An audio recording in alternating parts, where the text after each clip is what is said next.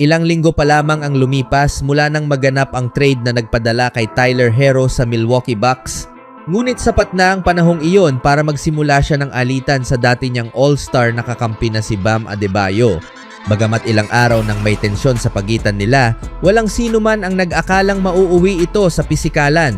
Ngunit iyon mismo ang nangyari nang magkaharap ang dalawa sa isang indoor gym sa Resorts World Casino sa Las Vegas. Sa unang ulat, kakaunti lamang ang isiniwalat na detalye tungkol sa sunod-sunod na pangyayaring naganap. Ngayon, mas marami na tayong nalalaman tungkol sa insidente at ipinapakita nito ang isang nakakabiglang kwento kung paano naging magkaaway ang dalawang dating magkasangga.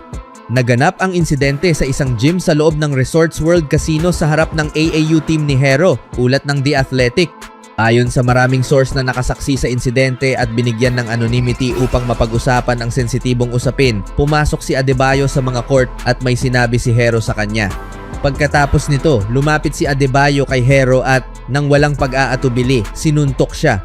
Hinarap ng AAU coach ni Herro si Adebayo at sinigawan naman ni Herro ang dati niyang kakampi habang inilalabas siya ng mga security personnel.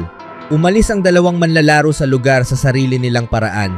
Napansin na may maliit na marka sa ilalim ng kaliwang mata ni Herro sa isinagawang panayam na naganap ilang sandali bago lumabas ang balita tungkol sa kanyang alitan kay Adebayo.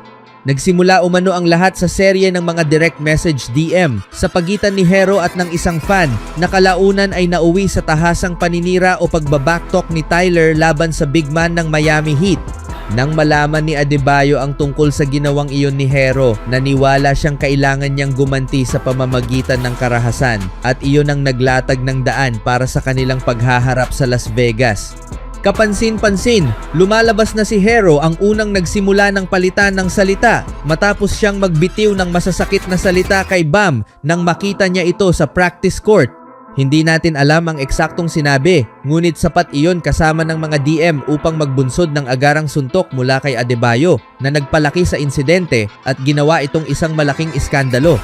Kung sino ang nanalo sa sagupaan, malinaw umano iyon. Nakitang may namamagang black eye si Herro ilang sandali matapos kumalat ang balita na nagpapahiwatig na ito ay direktang resulta ng suntok ni Bam.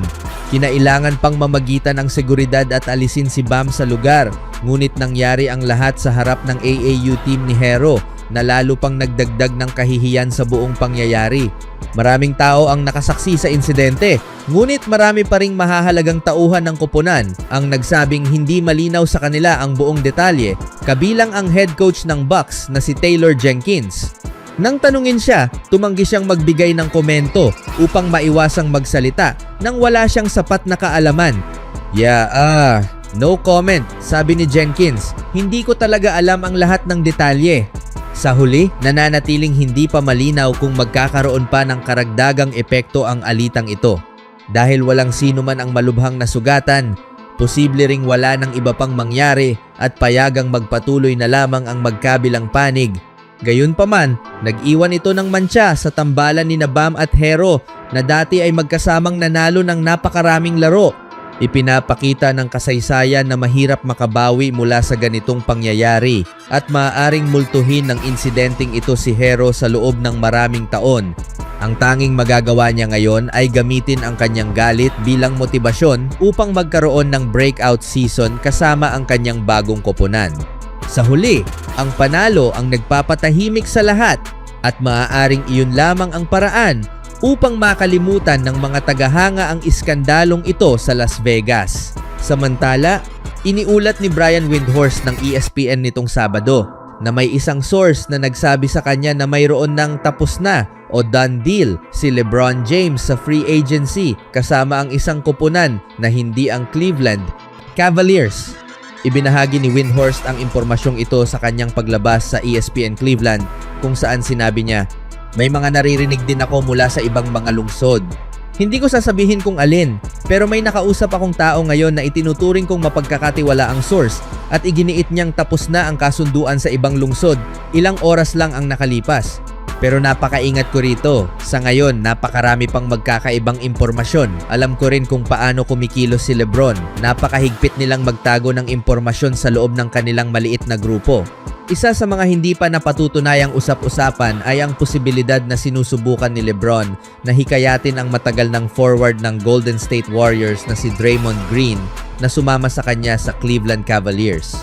Gayunpaman, sinabi ni Windhorst nung Biyernes na wala pa akong naririnig na ganoon mula sa isang mapagkakatiwalaang source. Ginugol ni James ang nakaraang 8 season sa Los Angeles Lakers, ngunit noong June 30 ay ipinaalam niya sa koponan na balak niyang maglaro sa ibang team sa susunod na season.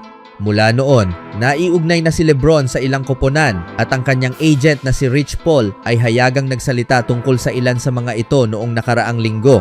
Sa kanyang Game Over podcast, ipinakita ni Paul ang isang whiteboard na may listahan ng mga koponang isinasaalang-alang ni Lebron: Cleveland Cavaliers, Golden State Warriors, Miami Heat, Philadelphia 76ers, Denver Nuggets, Minnesota Timberwolves, New York Knicks, Dallas Mavericks, Boston Celtics, San Antonio Spurs. Nilinaw ni Paul na lahat ng 10 koponang ito ay kabilang sa mga opsyon na pinag-iisipan ni Lebron. Pinakakilala si James bilang manlalaro ng Cleveland Cavaliers kung saan niya nilaro ang unang 7 season ng kanyang karera sa NBA bago lumipat sa Miami Heat sa loob ng 4 na taon.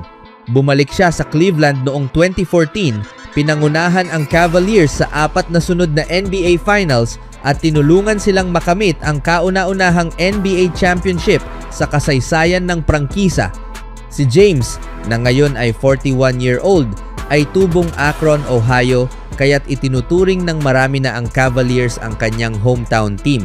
Dahil dito, palaging itinuturing na malakas ang posibilidad ng kanyang pagbabalik sa Cleveland. Malakas din ang ugnayan ni Lebron sa Golden State Warriors.